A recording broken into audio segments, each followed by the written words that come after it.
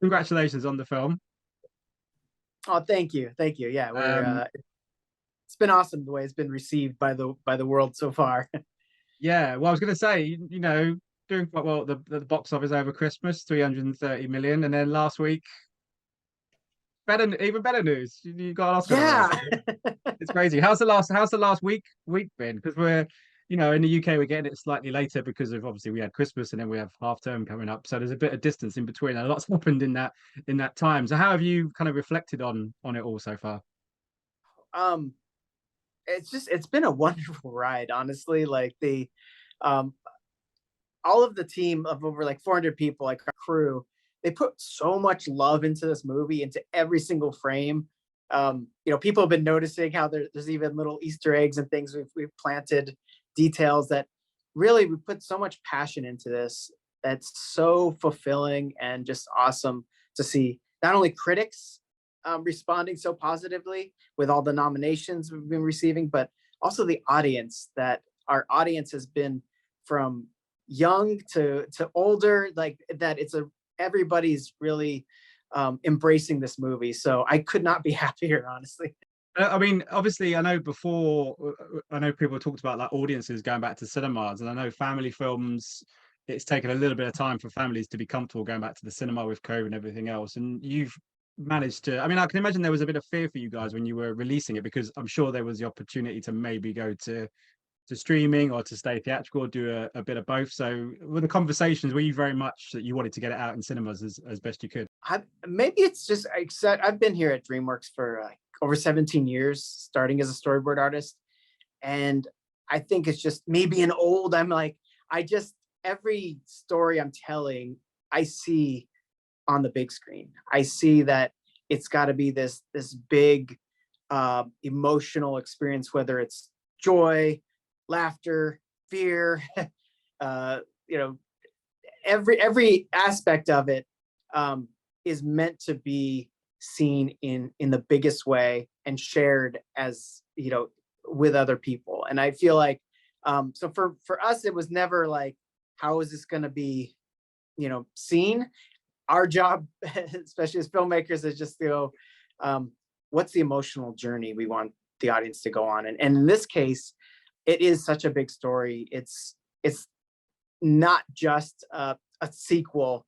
It's well beyond that. It's a story about the absurd premise of a Puss in Boots being on the last of his 9 lives, but at its heart, it's about having one life, and us as human beings are just gifted with one, and really kind of a meditation on appreciating the one life we've been given and who we share it with. And so, I think in that journey, there's a whole range of emotions that it's kind of like a roller coaster ride.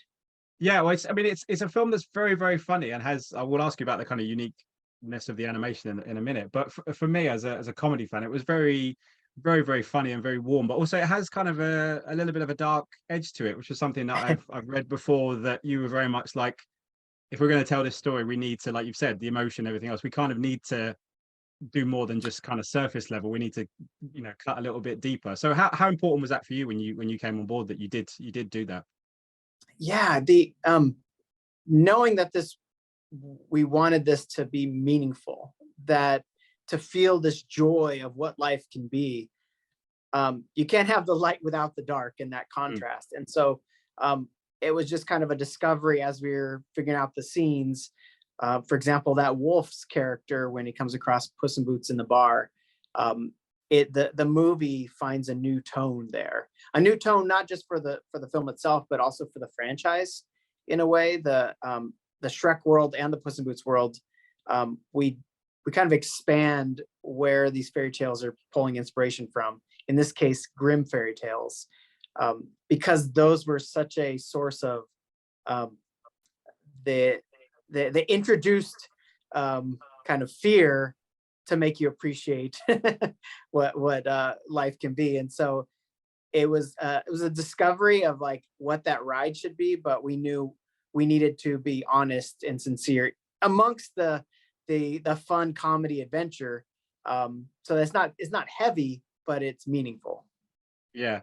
In terms of the animation, I mean, obviously, Crude is very different to Shrek. Shrek is very different to this, to the first Puss in Boots. This Puss in Boots is very different to that. And animation has become, again, over the years with Pixar and everything else, it's always kind of transcended and become different and everything else. In terms of your storytelling, how did this way of animating it help you to tell the story that you were going to tell?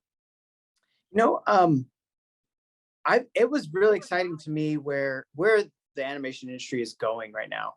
And from the studio, uh, the like Margie Cohn has been saying she wants the filmmakers to find the style, the look that expresses the story.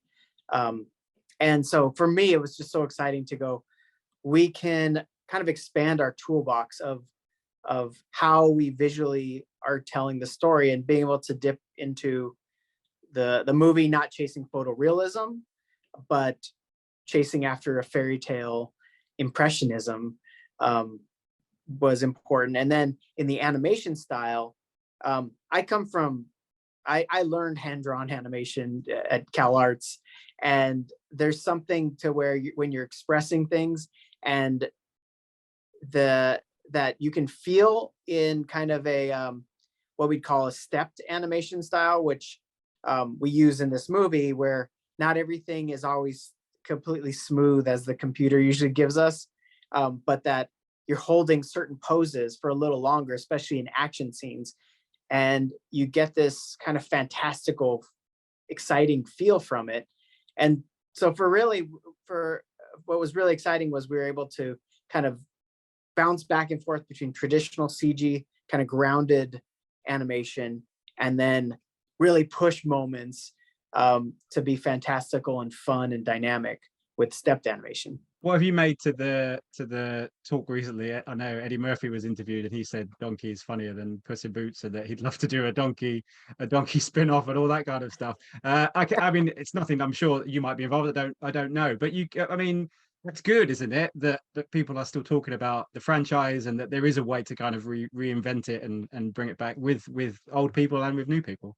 Yeah, I mean, look, it's so cool how there is so much love for the Shrek world, all these characters. Donkey's a huge one that is just so lovable, so entertaining.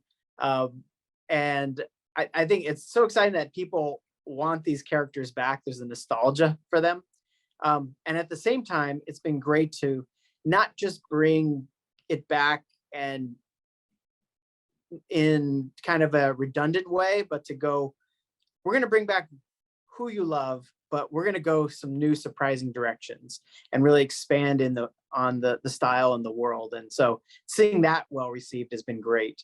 Fantastic. Just as a final thing before I go, obviously, congrats on your Oscar nomination again. I have to say though, it's a very tough category this year with you know, just with Pinocchio and Marcel and you guys and all the rest of you in there and Turning Red.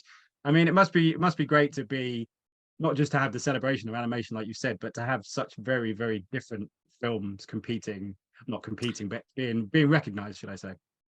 Oh, absolutely. You know, I think that's what, it's an amazing time for animation, and it's such an honor because to be nominated for the Oscar, because the quality of the films this year, and even ones that weren't nominated, like The Bad Guys, or like Wendell and Wild, like where like you've got, it's exciting that animation is pushing the boundaries of what it should be viewed as.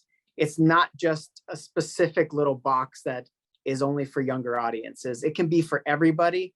And it's an honor to be amongst all these movies that are pushing, even thematically, the stories we can tell. And I think ask more of the audience that, like in this movie, we approach some big topics about life that we're treating in a sophisticated way, knowing that even children will be able to understand these things emotionally, but that even adults can glean something from this as well. And so, yeah, it's an awesome time for animation, and we're just excited to be a part of that.